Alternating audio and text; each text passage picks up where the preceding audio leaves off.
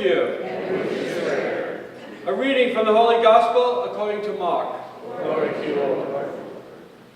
As Jesus was leaving Jericho with his disciples and a sizable crowd, Bartimaeus, a blind man, the son of Timaeus, sat by the roadside begging. On hearing that it was Jesus of Nazareth, he began to cry out and said, "Jesus, Son of David, have pity on me." And many rebuked him, telling him to be silent. But he kept calling out all the more, "Son of David, have pity on me." Jesus stopped and said, "Call him." So they called the blind man, saying to him, "Take courage, get up. Jesus is calling you." He threw aside his cloak, sprang up, and came to Jesus. Jesus said to him in reply, "What do you mean? What do you want me to do for you?" The blind man replied to him, "Master, I want to see you." Jesus told him, "You go your way, your faith has saved you."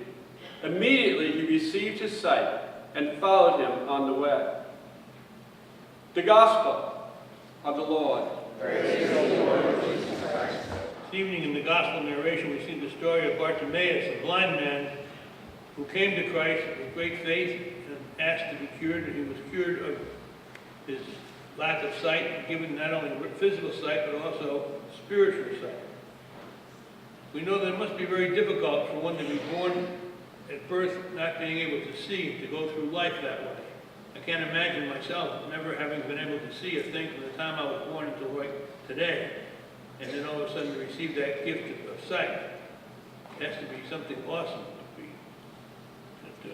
to endure that. Yet when Bartimaeus, who was blind, had great faith, he sat there waiting for Christ to come, and then he just asked Jesus, he wanted to be able to see, and he was given the gift of sight. But not only the gift of physical sight, he was also given the gift of spiritual sight. That is, being able, he became a disciple and a follower of Christ, being able to see in other people all of the good qualities that they have, being able to overcome difficult things like anger and fear and envy and jealousy and all those kind of things that we all have in our relationship with others. Bartimaeus was able to conquer all that now that he was a disciple and follower of our Lord. If we think for a minute about Bartimaeus, putting aside the physical idea of sight, thinking in our own relationship with God, that all of us, while we can see physically, all of us, I'm sure, have our difficulties sometimes seeing spiritually, being kind, compassionate, sympathetic, not being jealous, not having anger and towards other people, towards other Christians, towards those that we come in contact with every day of the week. This is the kind of sight that is so important if we're going to be a true follower of Christ, be able to see them not only physically, but to see them as a true Christian, as a human being with all of the good qualities that they have.